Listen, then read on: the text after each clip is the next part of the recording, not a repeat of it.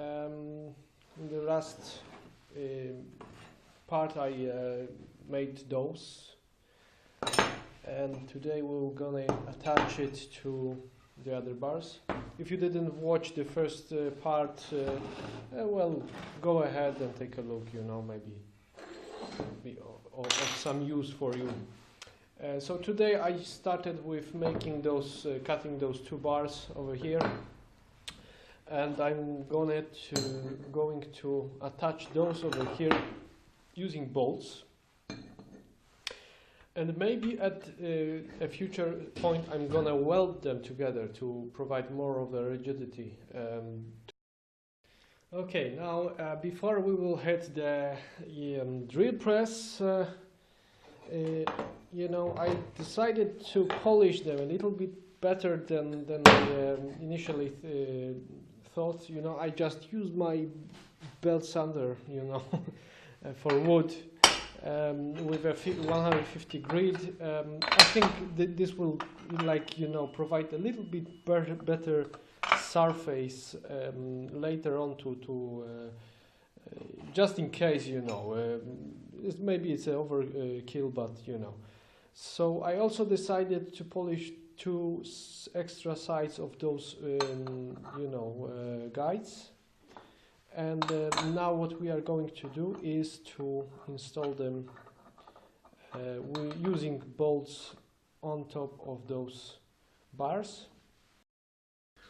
For that purpose I'm going to use this handmade scraper. I really recommend making one. It's basically a masonry drill bit pointed out, you know, sharpen it out with abrasive disc for stone, not exactly this one, but you know, the one with diamond, you know, infused in the metal. So now the total thickness of those bars is about 12 millimeters. We need to get on the 6 millimeters height. So in order to do that, I found this bar of metal which brings up the scraper to a proper height. So basically using my improvised surface, I'm going to make a scrape line which is exactly in the 6 millimeter at 6 millimeter height. My camera had to refuse several times on making this part, but let's say I didn't finish up yet, so I will just briefly explain my setup. I do not have parallel, so I use this piece of aluminium, extruded aluminium profile. They seem to be, you know, straight enough, at least for my applications. Now I need one face of those bars to be pretty square with each other, and you know, later on with the rest of the machinery. So I'm going to drill through both of them, and to clamp them properly I'm going to use these wooden wedges. Basically I'm going to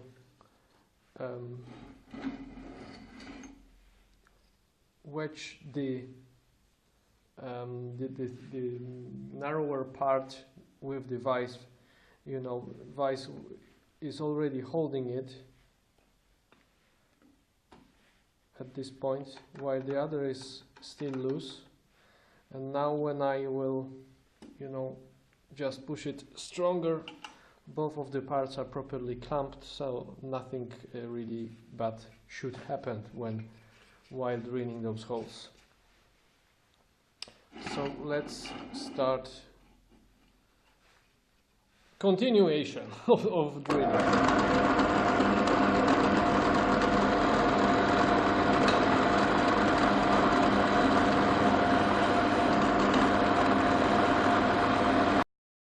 Now, in order to make tapping a much easier task and to provide a little bit of a relief, I decided to drill about 4 millimeters deep with the 6 millimeter drill in diameter.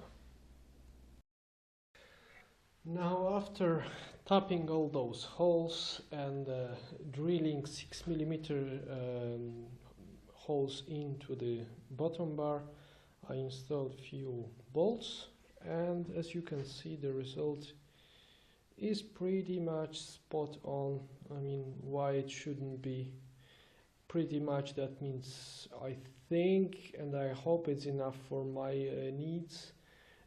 So right now what's left is to do the other part of it, which is again place the entire assembly onto the drill press,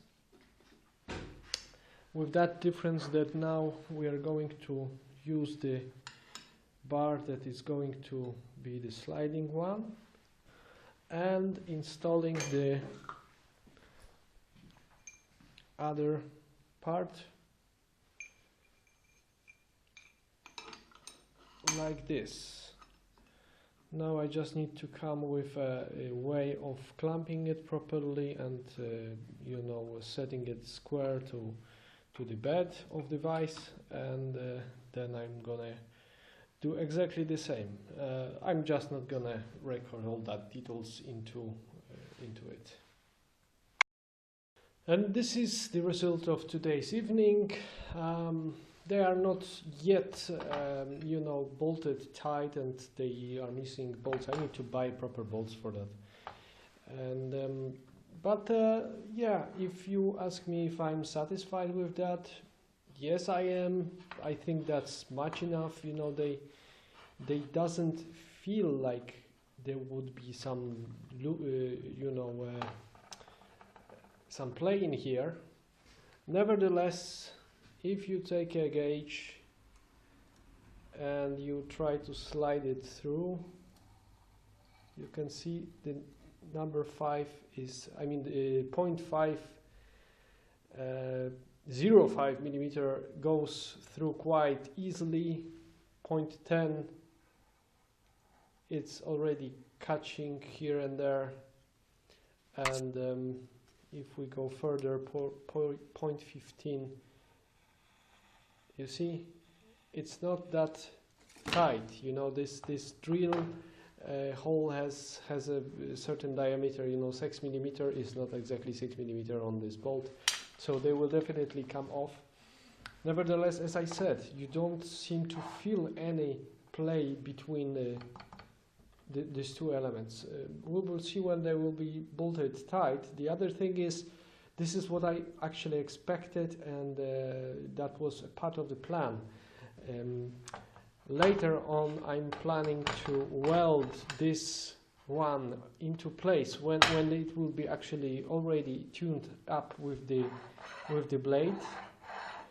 And later on, I'm planning to weld over here like 2 tabs that will allow me to put a bolt like that, so I will be able to do some final adjustment on that, if that will be necessary, because possible is that, you know, this tiny little gap does really absolutely nothing to the stability of the entire carriage. You know. Nevertheless, I believe that it will require some extra adjustments. So that's the end of the you know, this video, 2-part video, and the rest of it will be continuation. I mean continuation. I'm going to move towards building the carriage itself in the next video. So see you, more videos coming.